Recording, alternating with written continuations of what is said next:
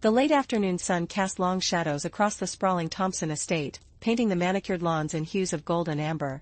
Inside the colonial mansion, the air was thick with the scent of lilies and stale grief. 78-year-old Eleanor Thompson had passed away 3 days ago, and today her 4 children had gathered for the reading of what they believed to be her final will. The heavy oak door to the study creaked open, and Marcus Thompson, the eldest at 52, entered first. His expensive cologne announced his arrival before his polished leather shoes made contact with the Persian rug. Behind him followed his sister Catherine, 49, her designer handbag clutched tightly against her silk blouse. The twins, Sarah and Daniel, both 45, trailed in together, their expressions mirroring the tension that had defined their family dynamics for decades. "Is everyone here?" Marcus asked, his voice carrying the authority he had assumed since their father's death 5 years earlier. Catherine nodded, her eyes scanning the room as if searching for hidden cameras. "Just us. As usual." Daniel cleared his throat, running a hand through his graying hair. "Where's the lawyer?" "He'll be here soon," Marcus replied, taking position behind their mother's mahogany desk as if he already owned it. Mother wanted this to be simple. She divided everything equally before she passed. "We all signed the agreements." Sarah, who had remained silent until now, finally spoke. "Did she really? Or did you just tell us that's what she wanted?" The accusation hung in the air, thick as the cigar smoke that had once permeated this room when their father was alive. Before Marcus could respond, the study door opened again, admitting a man none of them recognized. He was in his late 60s, with silver hair combed meticulously to one side and a briefcase that looked older than the twins. "I apologize for my delay," he said, his voice smooth yet commanding. "Traffic was unforgivable." Marcus straightened his tie. "And you are?" The man extended his hand toward Marcus first. "Jonathan Hartley. I was your mother's attorney for the past 27 years. Catherine's perfectly manicured eyebrows drew together. "That's impossible. Mother's lawyer was Richard Davies. He's handled her affairs for 30 years. "Mr. Davies handled some of your mother's business interests," Mr. Hartley corrected, his gaze sweeping across all 4 siblings. "But her personal affairs, particularly her estate planning, were entrusted to me." Daniel stepped forward. "But we already divided everything. Mother made it clear she wanted us to handle it ourselves." Mr. Hartley opened his briefcase, extracting a thick envelope sealed with red wax. "Your mother did indeed express wishes for you to divide certain assets among yourselves. However, that was a preliminary arrangement, intended to prevent any legal complications should her health decline rapidly." The siblings exchanged confused glances. Sarah was the first to voice what they were all thinking. "What does that mean? There's something else?" Mr. Hartley removed a document from the envelope, its pages yellowed with age. "Your mother executed her last will and testament exactly 1 year ago today. She was of sound mind and body, witnessed by 3 parties unrelated to the family, and notarized according to state law." Marcus reached for the document, but Mr. Hartley pulled it back slightly. "Before we proceed, I should mention that your mother was very specific about how this would be revealed. She asked me to share some context first." The lawyer settled into the leather chair opposite the desk, his movements deliberate and unhurried. "Your mother came to me 27 years ago, shortly after your father's first heart attack. She was concerned about the family dynamics she observed even then." Catherine scoffed. "Mother was always dramatic about our family dynamics." "Perhaps," Mr. Hartley acknowledged, "but she was also prescient. She predicted that money would become a divisive force among you, and she wanted to ensure that her legacy would be preserved in a way that reflected her values rather than your individual desires." The room fell silent except for the grandfather clock ticking steadily in the corner, each second marking time that Eleanor Thompson no longer had. "What does that mean for us?" Daniel asked, his voice barely above a whisper. Mr. Hartley adjusted his glasses. "It means that the informal division you've been operating under for the past few months is about to be superseded by your mother's actual wishes." He paused, letting the weight of his words settle. "And those wishes are quite different from what you've been led to believe." Marcus's face had grown progressively redder during this exchange. "Different how?" "We divided everything equally. The house, the investments, the vacation properties. Everything was split 4 ways." "Indeed," Mr. Hartley nodded, "that was the preliminary arrangement. But your mother's final will contains provisions that will significantly alter that distribution." Sarah stepped closer to the desk, her eyes fixed on the document in the lawyer's hands. "Just tell us, Mr. Hartley. What did mother really want?" The lawyer looked at each sibling in turn, his expression unreadable. "Your mother left specific instructions for how her estate would be divided, but those instructions are conditional. Each of you must fulfill certain requirements to receive your inheritance." "Requirements?" Catherine's voice rose an octave. "What kind of requirements?" Mr. Hartley opened the will to the first marked page. Your mother was a woman who valued family above all else. She was concerned that over the years, you had grown apart, not just physically but emotionally. She believed that the true wealth of a family lies not in its material assets but in its connections, its shared history, and its ability to support one another through difficult times. The grandfather clock chimed 4 times, marking the hour. Outside, a summer storm was gathering, dark clouds gathering like unspoken grievances. Your mother's will stipulates that to inherit your portion of the estate, each of you must spend 1 month together at the family cabin in Montana, without electronic devices, without outside contact, and without leaving the property for any reason. The siblings stared at him in disbelief. You can't be serious, Marcus said finally. We have jobs, families, responsibilities. Your mother anticipated this response, Mr. Hartley replied calmly. She also stipulated that if any one of you refuses or fails to complete the 30-day requirement, that person's portion will be divided equally among the remaining siblings who do complete it. Daniel ran both hands through his hair, a gesture their mother had always found endearing. This is insane. Mother would never do something like this. She did, Mr. Hartley confirmed. And she was very specific about the timeline. You must begin within 30 days of her death, which means you have 27 days left to decide whether to participate. The first drops of rain began to fall against the tall windows of the study, each one creating a small, temporary distortion in the glass. What if we all refuse?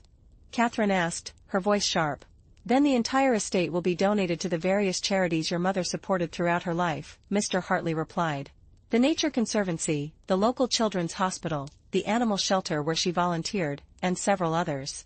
Sarah moved to the window, watching as the rain intensified. She always said she'd rather give her money to causes she believed in than see us fight over it. She meant it literally, Mr. Hartley said. But she also held out hope that you would choose family over convenience, that you would remember the bonds you once shared. Marcus began pacing the room, his expensive shoes now silent on the thick rug. This is blackmail. Emotional blackmail. Your mother called it incentive, Mr. Hartley corrected gently. She believed that sometimes people need a compelling reason to reconnect, to remember what truly matters. The lawyer stood and walked to the window where Sarah stood. Your mother also left individual letters for each of you, to be opened only if you agree to participate in the 30-day retreat. He gestured to his briefcase. They're in here, along with detailed instructions for your time at the cabin. The room had grown darker as the storm outside intensified. Lightning flashed, briefly illuminating the faces of the 4 siblings, each wearing a different expression of shock, anger, or resignation.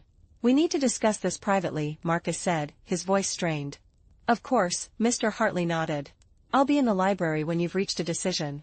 But I should mention that your mother was very specific about one more thing. He paused at the door, turning back to face them.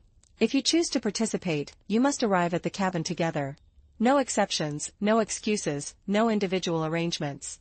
The door closed softly behind him, leaving the siblings in the dimming light of the study, the rain now drumming steadily against the windows.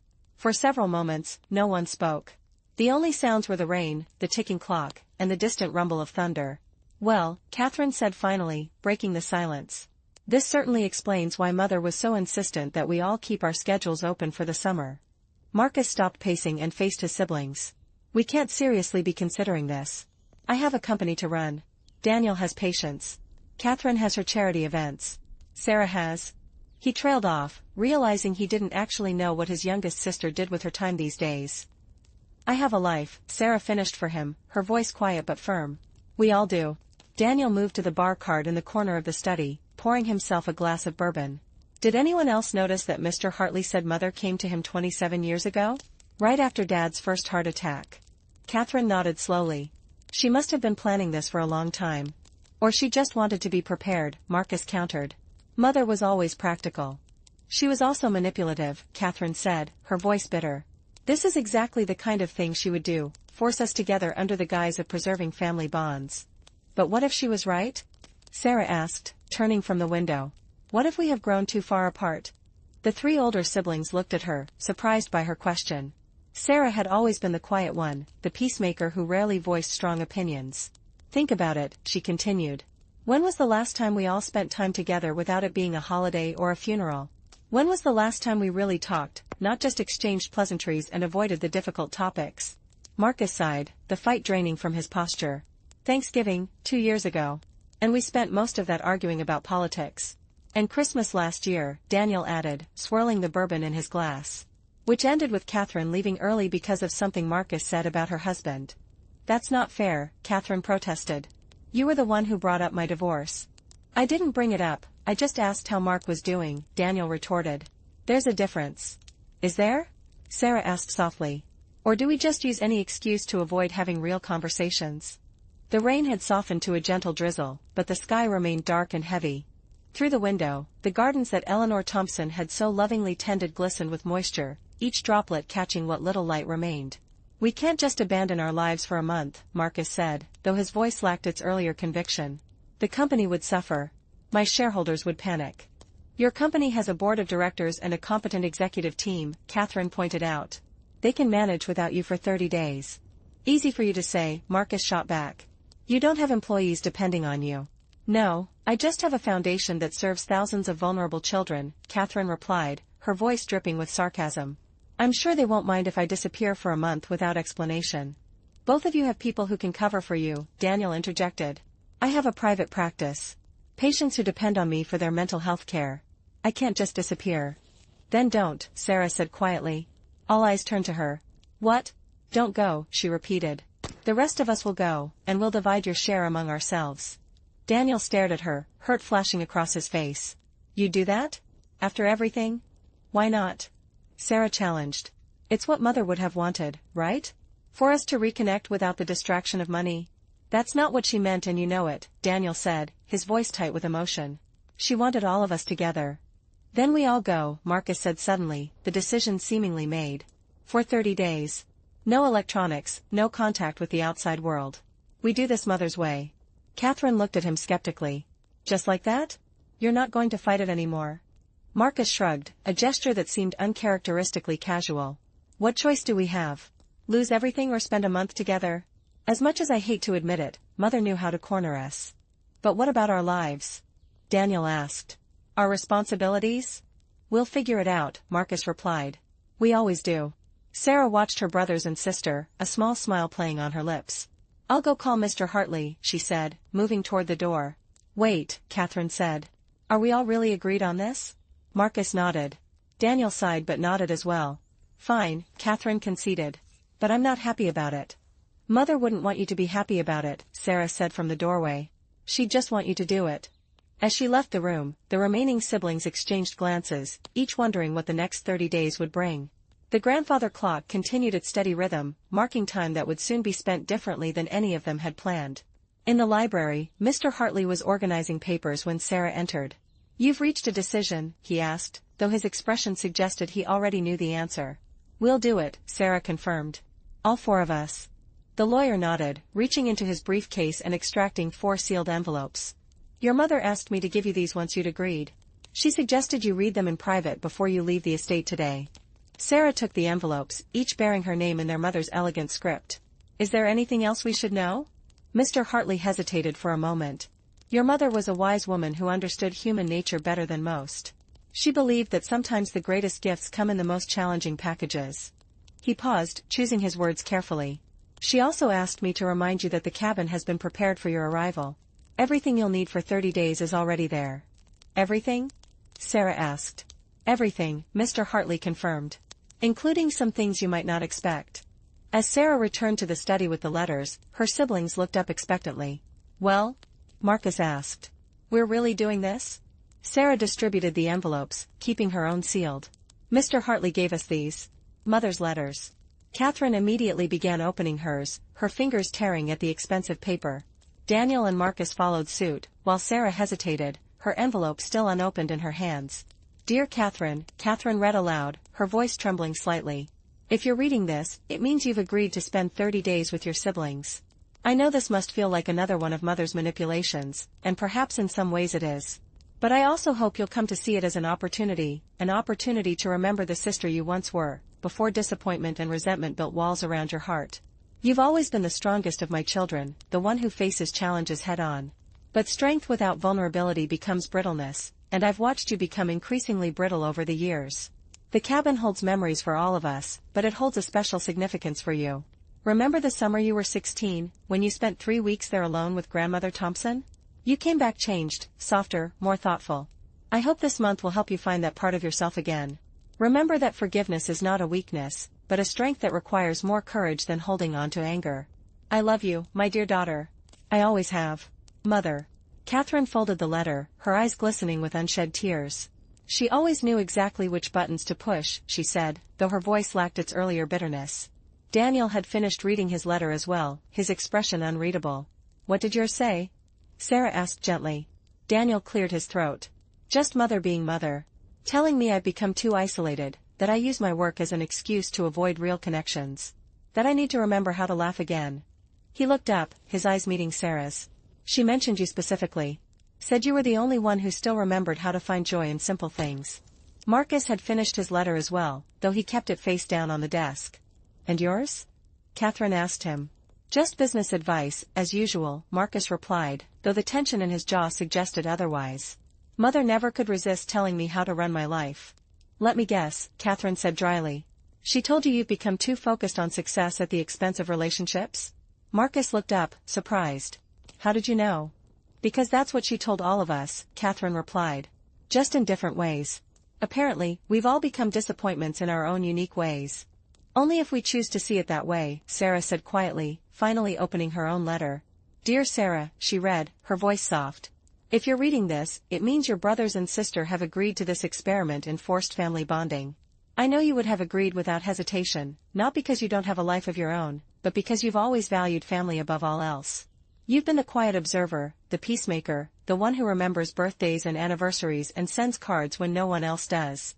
But I worry that your role as the family caretaker has come at the expense of your own happiness.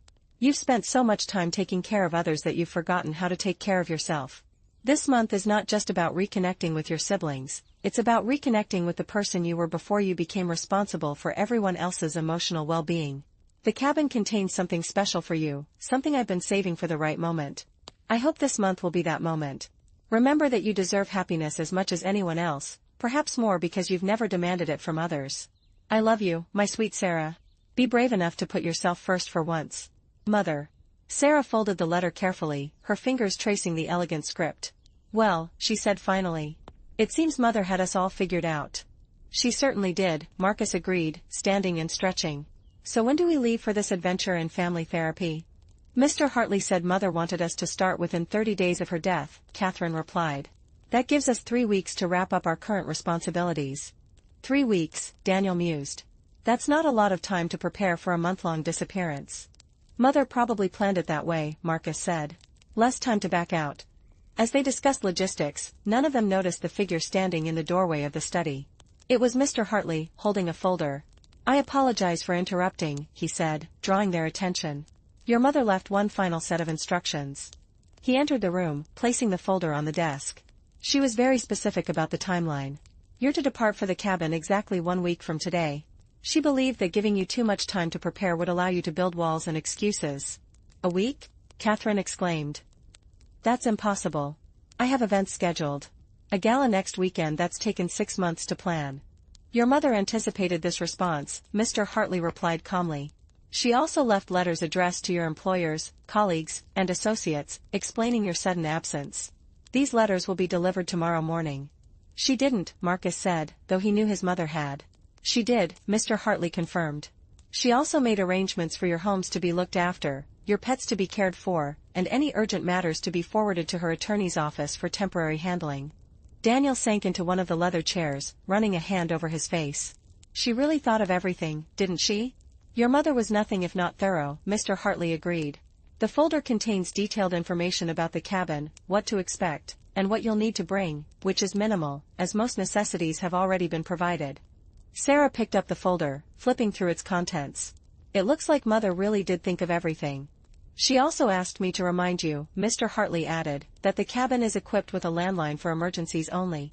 Any other use of the phone will result in immediate disqualification from the inheritance. Of course it is, Catherine muttered under her breath. Is there anything else? Marcus asked, his voice strained.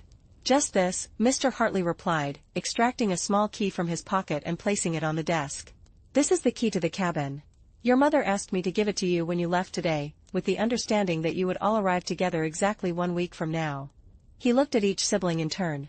She also asked me to tell you that she loved you very much, and that this was her greatest gift to you, not the money, but the opportunity to remember what it means to be a family. As Mr. Hartley left the room, the four siblings stood in silence, the key on the desk between them like a challenge none of them could refuse. Outside, the rain had stopped, and the setting sun broke through the clouds, casting golden light across the room and illuminating the dust motes dancing in the air. "Well," Marcus said finally, reaching for the key. "I suppose we should make the most of this week." Catherine nodded slowly. "We have a lot to arrange." Daniel stood, his expression thoughtful. "And a lot to think about." Sarah watched her siblings, a small smile playing on her lips. "Mother always said the best adventures begin when you're least prepared for them." As they left the study together, the key now in Marcus's pocket, none of them could have predicted how much their lives would change in the coming month. The Thompson estate stood silent behind them, a monument to a woman who had orchestrated one final family gathering from beyond the grave, a gathering that would either tear them apart completely or bring them back together in ways none of them could imagine. 1 week later, the four Thompson siblings found themselves standing before a rustic cabin nestled in the Montana wilderness. The journey had been tense, with each sibling traveling separately to the designated airport where a chartered plane had waited to fly them to a small airstrip 2 hours from their destination. From there, a four-wheel-drive vehicle had brought them to the edge of a vast forest, where a trail led to the cabin. "This is it," Marcus said, his voice carrying a mix of resignation and curiosity. The cabin was larger than they had expected, 2 stories of weathered wood and stone, with a wide porch overlooking a pristine lake. Smoke curled from the stone chimney, suggesting someone had been there recently. "It looks exactly as I remember," Sarah said, her voice filled with nostalgia. "Except for the flowers." Indeed, planters filled with colorful blooms adorned the porch, their vibrant petals a stark contrast to the natural wood of the cabin. "Mother must have arranged for someone to maintain the garden," Catherine noted, her tone analytical rather than appreciative. Daniel approached the front door, finding it unlocked. "She said everything would be ready for us." As they entered, the scent of pine and wood smoke greeted them, along with something else, the faint aroma of their mother's favorite lavender sachets. The interior was spacious and open, with vaulted ceilings and large windows that offered panoramic views of the surrounding forest and lake. The furnishings were a mix of rustic and comfortable, with thick rugs covering the hardwood floors and plush sofas arranged around a massive stone fireplace. "It's exactly as I remember," Sarah said again, running her hand along the back of a leather armchair. "Except cleaner." "Mother probably had a service come in," Marcus suggested, though he seemed as affected by the familiar surroundings as his siblings. On the large wooden dining table sat 4 envelopes, each bearing a sibling's name in their mother's elegant script. Beside them was a note written in the same hand, "Welcome home. Your rooms are upstairs. Please read these letters before you unpack. Dinner will be ready at 7. Love, Mother." "Dinner will be ready?" Catherine asked, picking up one of the envelopes. "How can that be? She's been gone for months." "Maybe she arranged for a local service to stock the kitchen and prepare meals for our first few days," Daniel suggested, opening his own letter. "Dear Daniel," he read aloud. "If you're reading this, you've arrived at the cabin. I hope the journey wasn't too stressful for you. I know how much you dislike flying, especially in small planes. The cabin has been prepared for your stay, with enough food for the first week. After that, you'll need to work together to procure more supplies. The pantry is well stocked, and the freezer is full of locally sourced meats and vegetables. There's also a garden behind the cabin where you'll find fresh herbs and some vegetables. I've left detailed instructions for their care in the kitchen drawer. The cabin contains many memories for our family, but it also contains some things you might not expect. Each of your rooms holds a personal gift from me, something I hope will help you during this month of reflection and reconnection. Please don't share these gifts with your siblings unless you feel comfortable doing so. They are meant to be personal, not divisive. Remember that this cabin has always been a place of healing for our family. It's where we came after your father's first heart attack, where we celebrated your college acceptances, where we mourned Grandmother Thompson. I hope it will once again be a place of healing for all of you. I love you, Daniel. Mother." Daniel folded the letter, his expression thoughtful. She really did think of everything. Catherine had finished reading her letter as well. "Mine says basically the same thing, but she added a personal note about how I always loved the view from the master bedroom. And mine mentioned how I used to spend hours fishing in the lake," Marcus added, his letter now in his pocket. "What about yours, Sarah?" Sarah looked up from her letter, her eyes glistening. She remembered how I used to write poetry on the porch swing. She said there's a journal and pen waiting for me in my room. The siblings stood in silence for a moment, each lost in memories of summers spent at the cabin, before careers, marriages, and divorces had complicated their relationships. "Well," Marcus said finally, breaking the spell. "Should we explore our rooms?" The upstairs consisted of 4 bedrooms, each with its own character and view. The master bedroom, which Catherine claimed by virtue of being the only sister who had ever married, had a large balcony overlooking the lake. Marcus chose the room with the view of the forest, Daniel took the one facing the mountains, and Sarah selected the smallest room, which had a window overlooking the garden behind the cabin. Each room contained a personal gift from their mother, as promised. In Catherine's room lay a hand-knitted blanket in shades of blue and green, colors their mother knew were Catherine's favorites. Tucked into the blanket was a photo album filled with pictures from Catherine's childhood, many of which Catherine had never seen before. Marcus found a collection of their father's old fishing gear, cleaned and restored, along with a journal their father had kept during his fishing trips to the cabin. The journal contained entries about his hopes and dreams for his son, entries Marcus had never known existed. Daniel discovered a set of watercolor paints and high-quality paper, along with a note from their mother reminding him how much he had loved to paint as a child, before practical concerns had led him to pursue psychiatry instead of art. Sarah's room held a leather-bound journal and a fountain pen, exactly as her letter had promised. Tucked into the journal was a pressed flower from the garden, the same type of flower their mother had pressed for Sarah on her 10th birthday, after Sarah had cried about leaving the cabin at the end of summer. As the siblings reconvened in the living room, the atmosphere had shifted slightly. The tension that had characterized their interactions since their mother's death had softened, replaced by a tentative curiosity about what the month would bring. "Dinner at 7, Marcus noted, glancing at the grandfather clock in the corner of the room. "That gives us a few hours to settle in." "I'm going to explore the garden," Sarah announced, already moving toward the back door. "I want to see what Mother planted." "I might take a walk around the lake," Daniel said, his expression more relaxed than it had been all week. "The cabin looks exactly as I remember it," Catherine noted, her voice softer than usual. "It's strange, being here without her." Marcus nodded, his gaze fixed on the fireplace where their family had spent countless evenings telling stories and playing games. "She was always the center of everything, wasn't she?"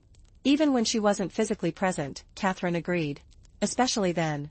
As the siblings dispersed to explore their childhood sanctuary, none of them noticed the small camera hidden in the bookshelf across from the fireplace, a camera that would record their every move and conversation, transmitting the footage to a secure server that only one person could access, Jonathan Hartley, their mother's attorney. And none of them knew that their mothers will contained one final provision, one that would only be revealed if they successfully completed the 30-day challenge. Eleanor Thompson had planned her posthumous family therapy session with the same precision she had applied to all aspects of her life. But even she could not have predicted how the secrets that would emerge during this month would change their understanding of their family, their mother, and themselves forever. The first few days at the cabin passed in a delicate balance of avoidance and tentative connection. The siblings fell into an unspoken routine of breakfast together, followed by individual activities, reconvening for dinner, and then retreating to their respective rooms. The meals their mother had arranged were delicious and abundant, but they ate in near silence, the clinking of silverware against plates the only sound breaking the quiet. On the 4th day, a storm rolled in, trapping them inside the cabin. Rain lashed against the windows, and thunder rumbled across the mountains, creating an atmosphere of confinement that mirrored their emotional state. "Well," Catherine said, looking out at the downpour from her position on the sofa. "This limits our options for avoiding each other." Marcus, who had been attempting to read by the fireplace, closed his book with a sigh. "We're not avoiding each other. We're giving each other space." "Is that what we're calling it?" Daniel asked from the armchair where he'd been sketching in a notepad. "I thought we were following our usual pattern of pretending we don't have unresolved issues spanning decades." Sarah, who had been writing in her journal at the dining table, looked up. "Maybe the storm is Mother's way of forcing us to talk." "Or maybe it's just weather," Catherine retorted, though her tone lacked its usual sharpness. The grandfather clock chimed 2 o'clock, marking the hour with a sound that seemed to echo in the tense silence. "I saw something in Dad's journal," Marcus said suddenly, breaking the silence. "Something I didn't know about." All eyes turned to him. "What kind of something?" Daniel asked, setting aside his sketchpad. Marcus hesitated, running a hand over his face. "It was about the summer before he died. He wrote that he was worried about the family, about how we were drifting apart. He said he had planned to take us all on a trip that winter, just the 5 of us, to reconnect."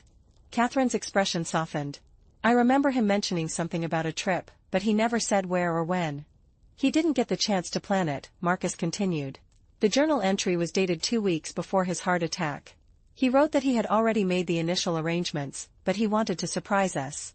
The siblings sat in silence, each lost in memories of their father, a man who had been present but often distracted by business concerns, a man who had loved them but had struggled to show it in ways they could understand. I found something too, Catherine said quietly. In the photo album Mother left for me. There was a letter tucked into the back. She retrieved the letter from her room, her hands trembling slightly as she unfolded it. It was from Dad, written on their 20th anniversary. He said he regretted not being more present for us, that he always intended to spend more time with us but business kept getting in the way. He promised her that after he retired, they would travel together, and he would make up for lost time with all of us. Daniel stood and walked to the window, watching the rain streak down the glass. He never got to retire. None of us got the time we thought we would have, Sarah said softly. That's the tragedy of life, isn't it? We always assume there will be more time later. The storm intensified outside, wind howling around the cabin corners. Inside, the emotional storm that had been brewing beneath the surface for years began to break. I remember the last time we were all here together, Catherine said, her voice distant. The summer before Dad died. We had that huge fight about whether I should go to college in-state or out of state. You wanted to go to Stanford, Marcus recalled. Dad thought you should stay closer to home. You sided with him, Catherine accused, though without her usual anger. You said I was being selfish for wanting to go so far away. I was worried about you, Marcus defended. You were only 18. California was a long way from home. But it was what I wanted, Catherine replied. It was my dream. And you gave it up, Sarah said gently. For them. Catherine nodded, tears glistening in her eyes. I enrolled at the state university instead. I told myself it was the practical choice, but really, I just didn't want to disappoint them. They would have been proud of you no matter what, Daniel said, turning from the window. You know that, right? Did I? Catherine challenged. Did any of us really know what our parents thought of us? They had such high expectations, such specific ideas about who we should be. They wanted what was best for us, Marcus argued. They just didn't always know what that was. Like how they wanted you to take over the company, Catherine countered. Even though you hated the idea of working in finance. Marcus looked surprised. How did you know I hated it? Because I'm your sister, Catherine replied simply. Because I've watched you for 25 years force yourself into a role that was never meant for you, all because you made a deathbed promise to a man who was too sick to understand what he was asking of you. The admission hung in the air, heavy with unspoken history. I never told anyone that, Marcus said finally, his voice barely above a whisper. I never told anyone I made that promise. You didn't have to, Catherine replied. It was written all over your face the day you came back from the hospital. You looked like a man who had just been handed a life sentence. Daniel returned to his armchair, his expression thoughtful. We all made promises we couldn't keep. To them, to ourselves, to each other. What promises did you make? Sarah asked, her journal now forgotten on the table. Daniel hesitated, then retrieved a small box from his room. When he opened it, the siblings could see it contained medical supplies, stethoscopes, blood pressure cuffs, prescription pads. After Dad's first heart attack, I decided to become a doctor, he explained. I thought if I could understand what was happening inside his body, I could fix it, I could keep him alive. But you became a psychiatrist, Marcus noted. Not a cardiologist. Daniel nodded. By the time I finished my pre-med requirements, Dad was gone.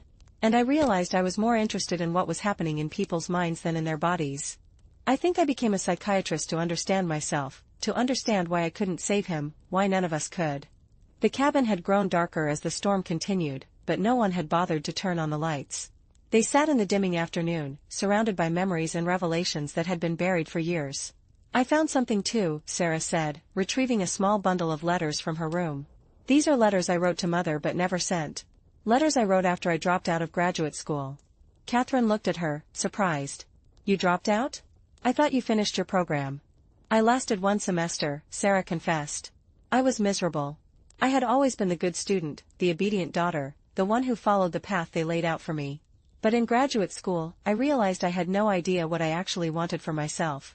So you just left? Marcus asked. Without telling anyone? I was ashamed, Sarah admitted. I thought I had failed everyone. I came home for winter break and told them I was taking a semester off to figure things out, but I never went back. I got a job at a bookstore, moved into a small apartment, and pretended I was still in school whenever they called. For how long? Daniel asked. 2 years, Sarah replied. By the time I finally told them the truth, they were so relieved that I wasn't sick or in trouble that they didn't even seem to care that I had lied for 2 years. They cared, Catherine said firmly. They just didn't know how to show it. None of us knew how to show what we were feeling, Marcus added. We learned from the best. The reference to their parents' emotional reserve hung in the air, acknowledged but not judged. What about you, Catherine? Sarah asked gently. What promise did you make that you couldn't keep? Catherine stood and walked to the fireplace, touching the mantel where family photos had once stood. I promised Mother I would never get divorced, she said quietly. After what happened with Aunt Margaret, after how devastated Mother was when her sister's marriage ended, I promised I would never put her through that. But you did get divorced, Daniel noted. 5 years ago. Catherine nodded. And I never told her. Mark and I separated, but we agreed to wait to tell anyone until after Mother's birthday. Then she got sick, and it never seemed like the right time. By the time she died, we had been divorced for 3 years, and she never knew. The weight of this confession settled over the room, adding to the burden of secrets each sibling had carried alone for years. We've all been living separate lives while pretending to be the family they wanted us to be, Marcus observed. Even after they were gone. Even after they were gone, Catherine agreed, returning to her seat. Maybe that's what Mother was trying to fix with this will, Sarah suggested. Not just our relationships with each other, but our relationships with ourselves. The storm outside began to subside, the rain softening to a gentle drizzle.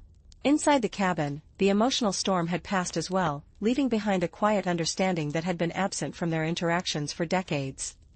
I'm sorry, Catherine said suddenly, looking at each of her siblings in turn. For being so judgmental, for holding you all to impossible standards, for making you feel like you could never be good enough. Marcus looked surprised by her apology. I'm sorry too, he said. For being so controlling, for acting like I had it all figured out when I was just as lost as anyone. Daniel nodded.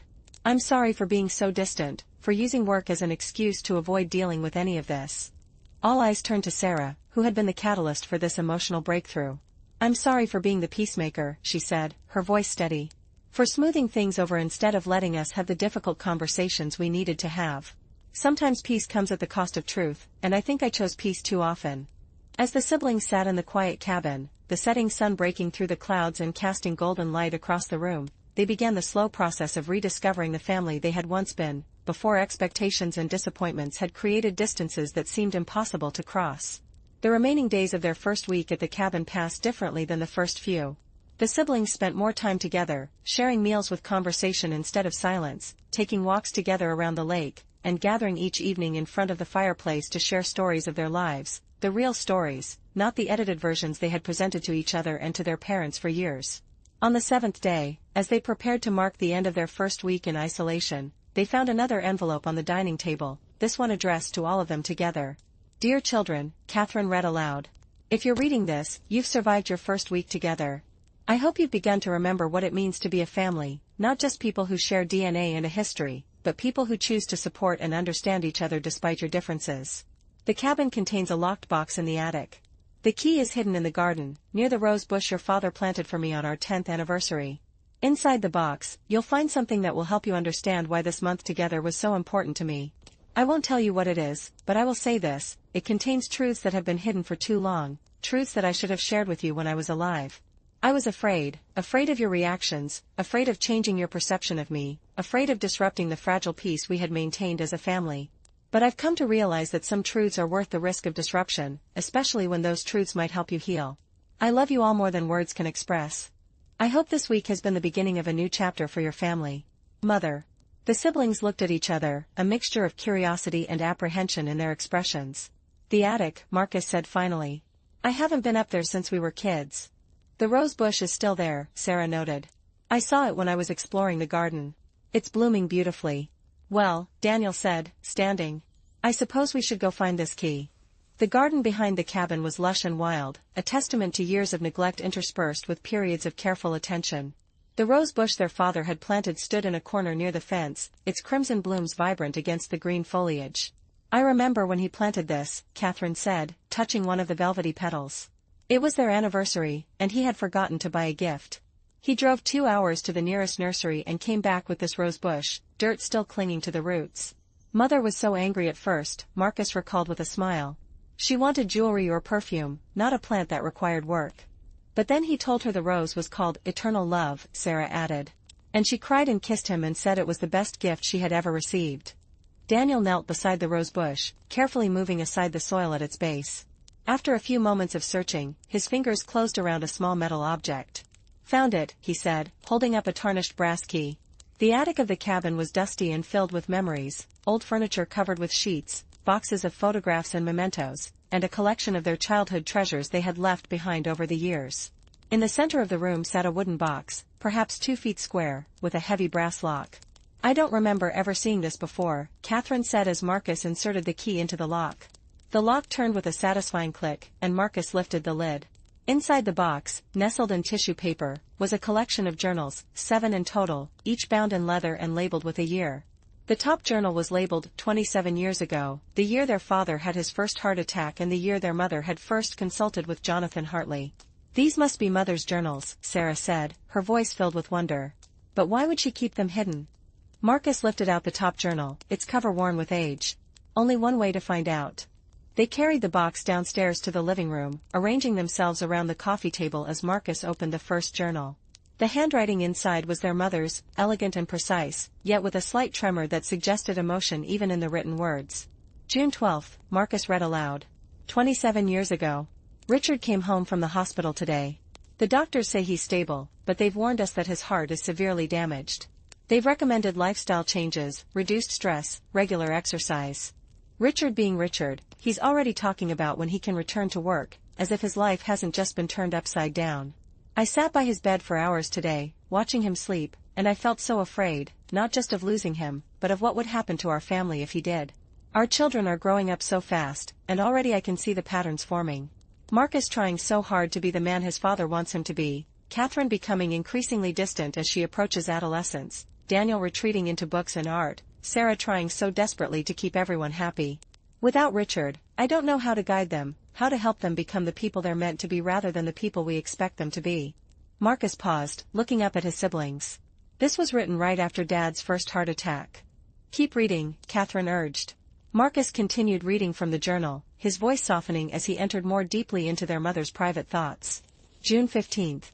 "I met with an attorney today, Jonathan Hartley. Richard's lawyer recommended him when I mentioned my concerns about estate planning.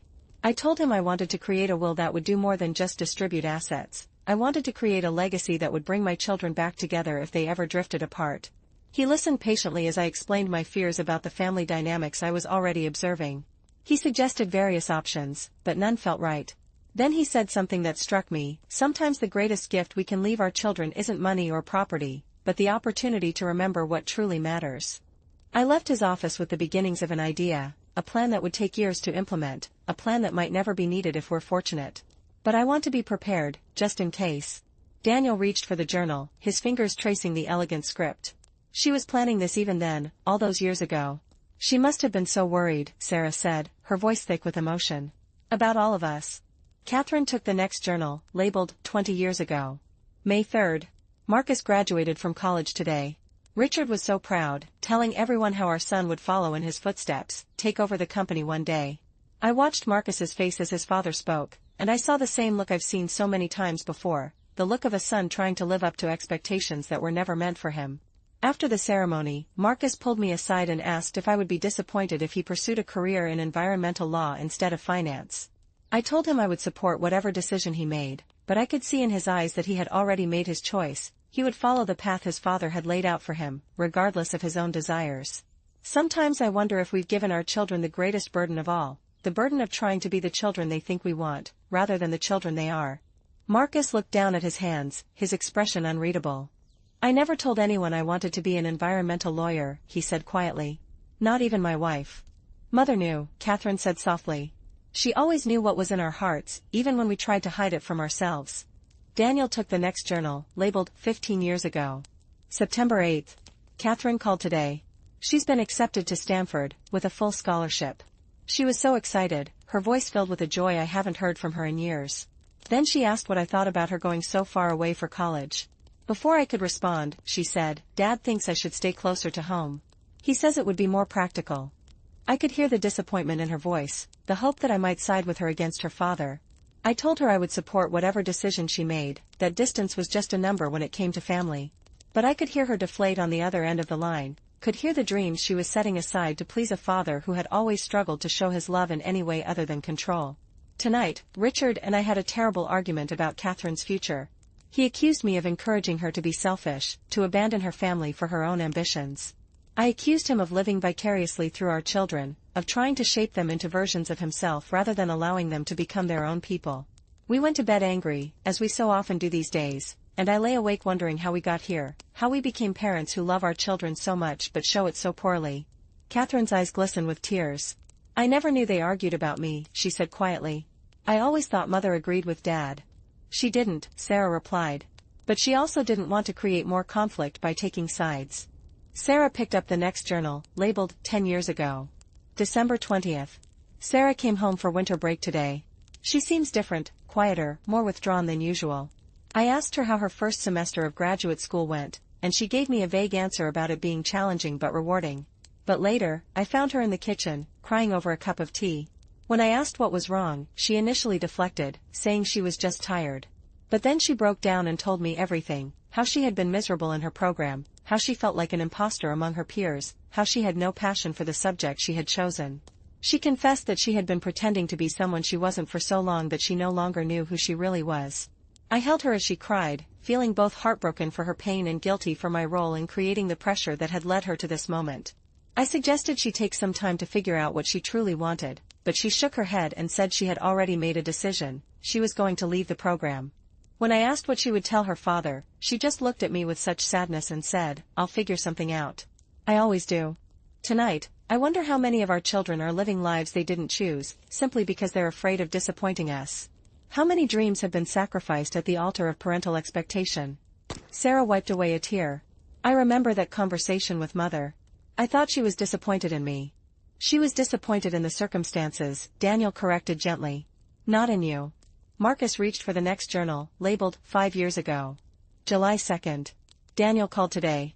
He's been offered a partnership at his practice, a significant advancement that would secure his financial future. But instead of sounding excited, he sounded defeated.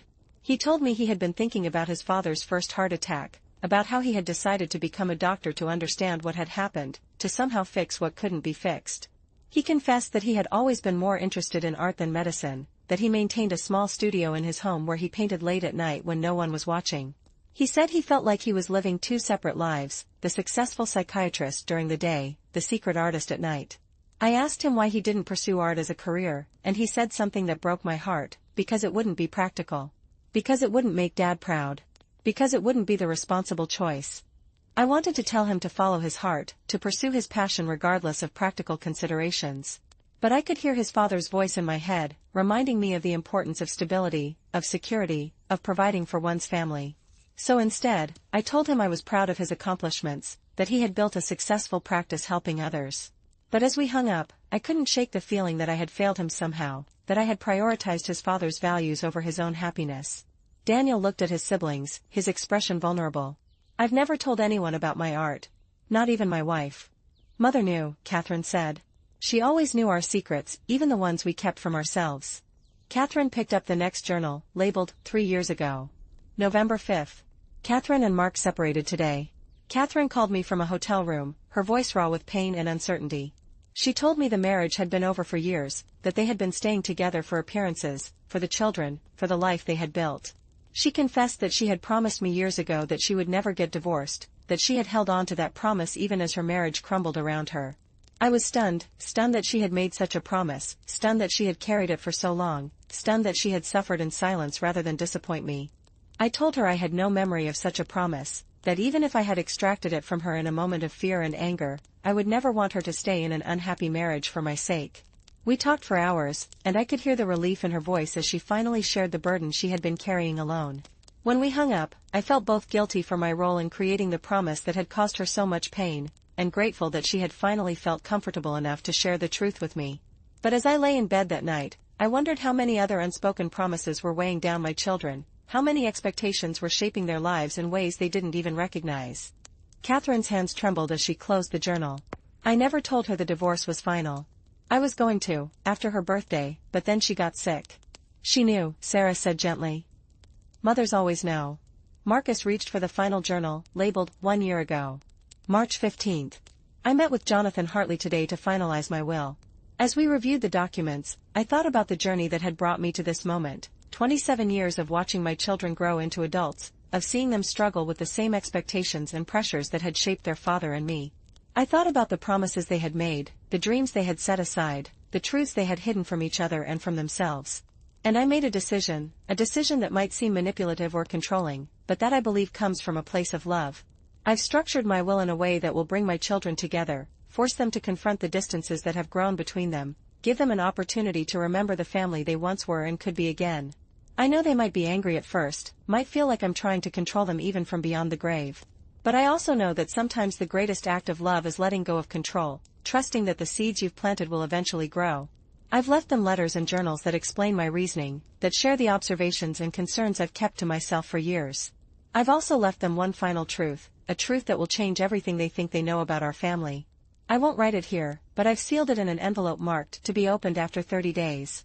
My hope is that by the time they read it, they will have remembered what it means to be a family, not perfect, not without conflict, but bound together by a love that transcends differences and disappointments. Tonight, as I write these words, I feel both sad and hopeful. Sad that I won't be there to see them rediscover each other, hopeful that the legacy I leave them will be one of connection rather than division. Whatever happens, I know I've done what I believe is best, not just for my children, but for the family they will become. Marcus closed the journal, the final words hanging in the quiet room. Outside, the sun had set, and the cabin was bathed in the soft light of lamps and the flickering fireplace. She knew everything, Catherine said finally, her voice filled with wonder. All our secrets, all our disappointments, all the dreams we had set aside. And she loved us anyway, Sarah added. She loved us enough to let us find our own way, even when it broke her heart to watch us struggle. Daniel stood and walked to the window, looking out at the moonlight reflecting on the lake. I wonder what the final truth is. The one in the envelope marked to be opened after 30 days. We have 3 more weeks to find out, Marcus noted. 3 more weeks to remember what it means to be a family.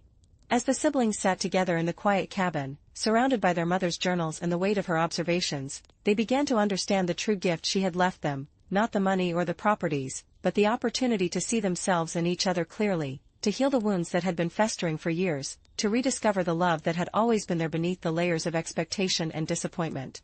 The second week at the cabin passed differently than the first. Armed with the knowledge from their mother's journals, the siblings approached each other with a new understanding, a new compassion for the burdens each had been carrying.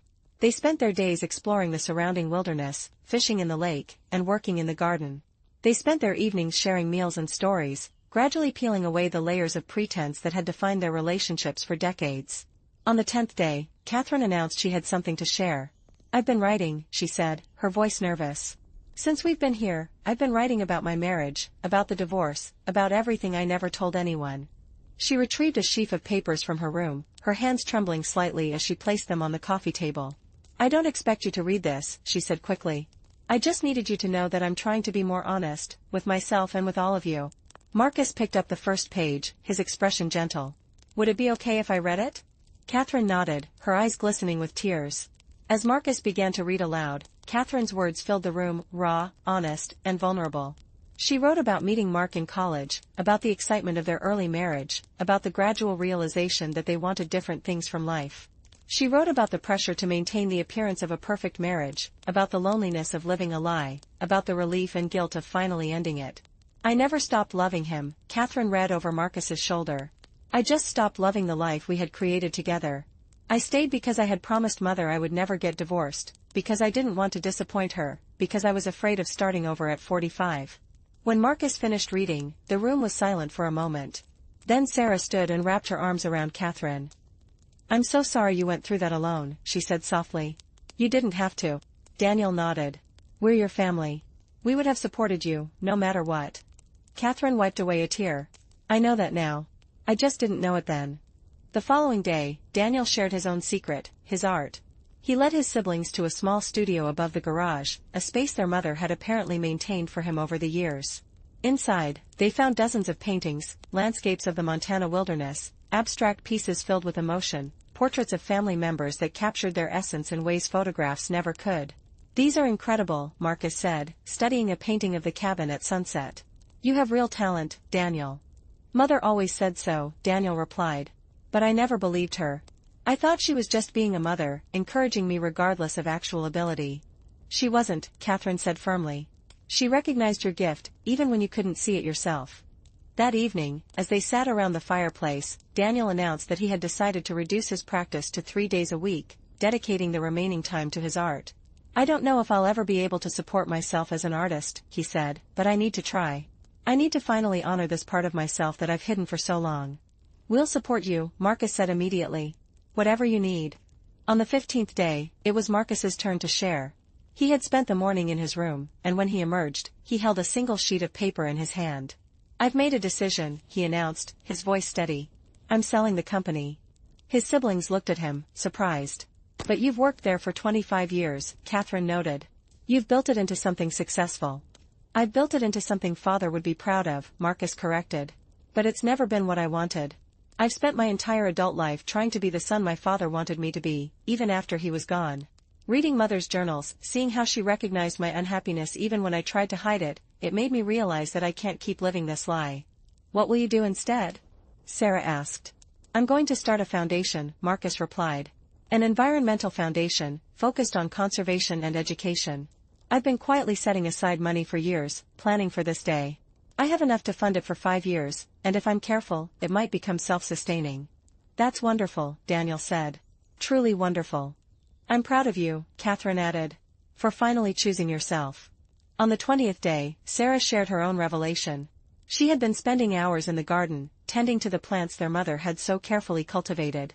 I've decided to go back to school, she announced as they worked together to harvest vegetables for dinner. Not for a graduate degree this time. I'm going to study horticulture, maybe landscape design. I want to work with plants, to create gardens that bring people joy. That sounds perfect for you, Catherine said. It really does. I've also been writing, Sarah added, her voice soft. Poetry, mostly. Mother left me a journal, and I've been filling it with thoughts and observations about being here, about our family, about the changes we're all going through. Would you share some with us? Daniel asked. Sarah hesitated, then nodded. After dinner. That evening, as they sat around the fireplace, Sarah read her poetry aloud. Her words captured the essence of their experience at the cabin, the gradual thawing of frozen relationships, the rediscovery of shared history, the healing power of truth and vulnerability. When she finished, the room was quiet for a moment, then Marcus began to applaud, his siblings quickly joining in. That was beautiful, Catherine said, her voice thick with emotion. Truly beautiful. As they entered their final week at the cabin, the siblings had settled into a comfortable rhythm of connection and support. They cooked meals together, took long walks, and spent hours in conversation, gradually filling in the gaps of 25 years of separate lives.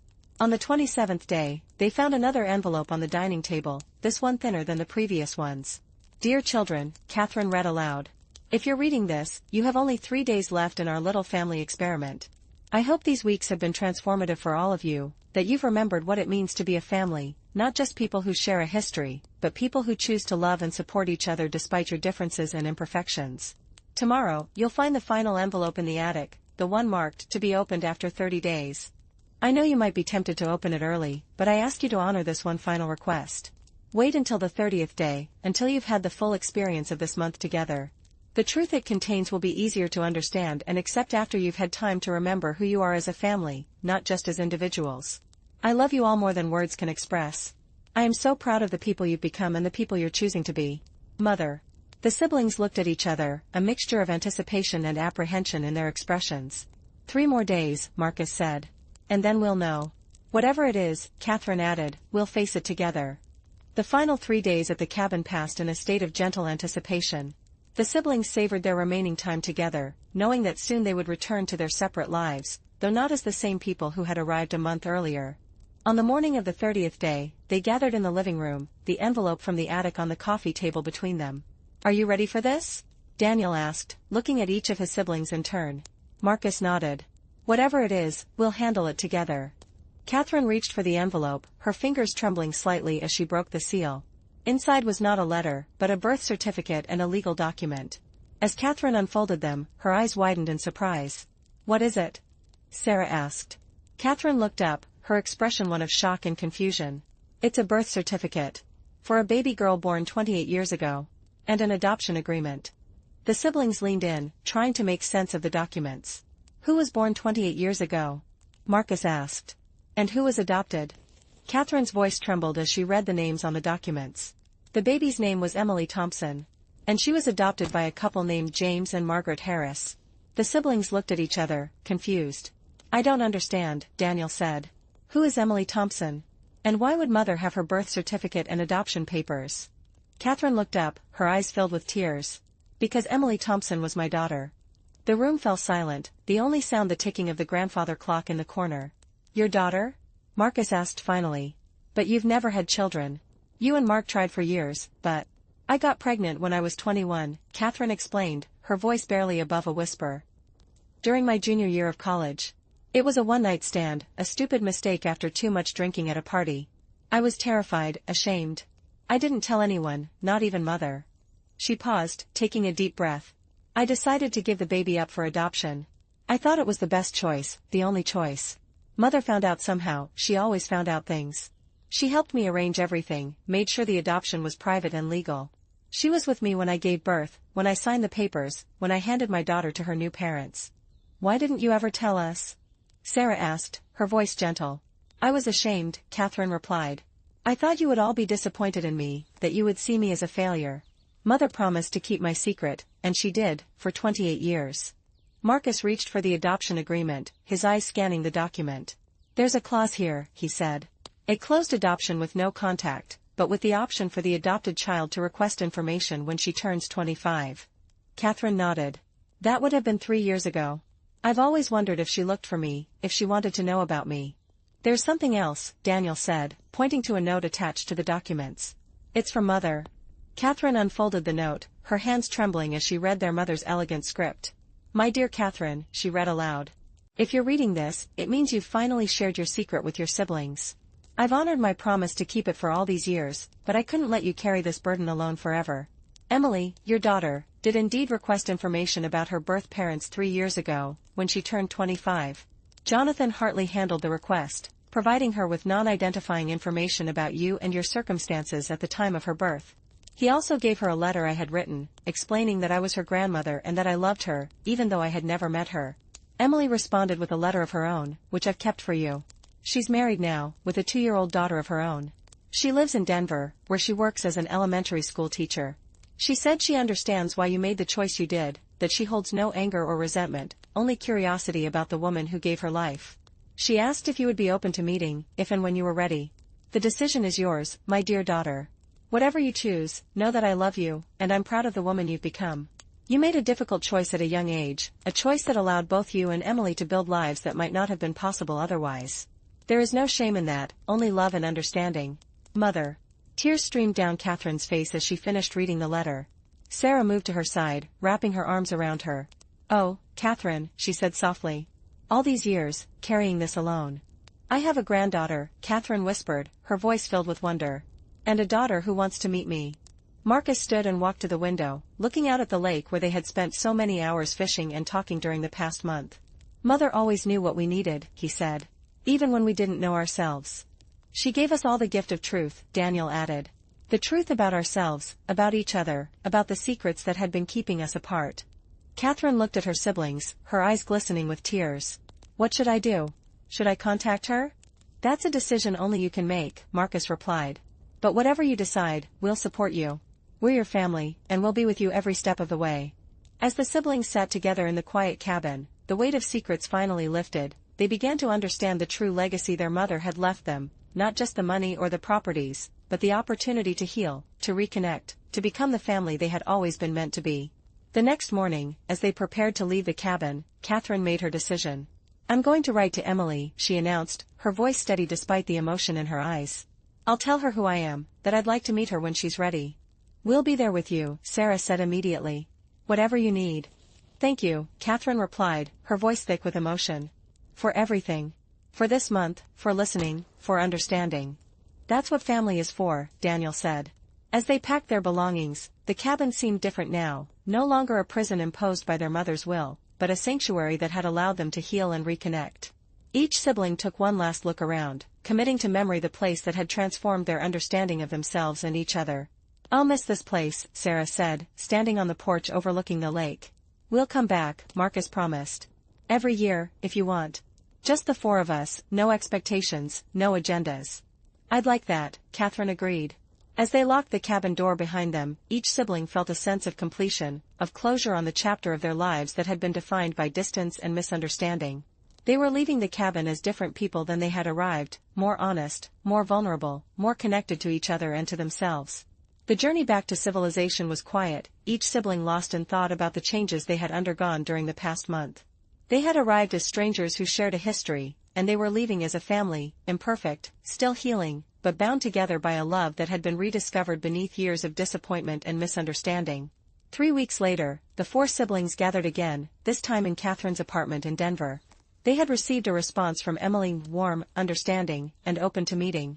Today was the day they would finally come face to face with the daughter and sister Catherine had kept secret for 28 years. As they waited, the apartment filled with nervous energy. "Are you sure you're ready for this?" Marcus asked, placing a hand on Catherine's shoulder. Catherine nodded, though her hands trembled slightly. "I've been waiting for this moment for 28 years. I just never knew it." The doorbell rang, and Catherine's breath caught. Sarah squeezed her hand. "We're right here with you." Catherine walked to the door and opened it, finding herself face to face with a younger version of herself, the same eyes, the same smile, the same nervous energy she remembered from her own youth. "Catherine," the young woman asked, her voice trembling slightly. "I'm Emily." Catherine nodded, tears glistening in her eyes. "It's so good to finally meet you." As Emily entered the apartment, her husband and daughter following behind, the 4 Thompson siblings stood together, a family reunited not just by blood, but by the love that had survived secrets, distance, and time. Their mother's final gift had not been the money or the properties, but the opportunity to remember what it means to be a family, not perfect, not without conflict, but bound together by a love that transcends differences and disappointments. And as they sat together, sharing stories and getting to know the daughter and sister who had been lost to them for so many years, they knew that Eleanor Thompson's legacy would live on, not in the assets she had left behind, but in the connections she had helped them rediscover, the truths she had helped them confront, and the love that had finally brought them home to each other.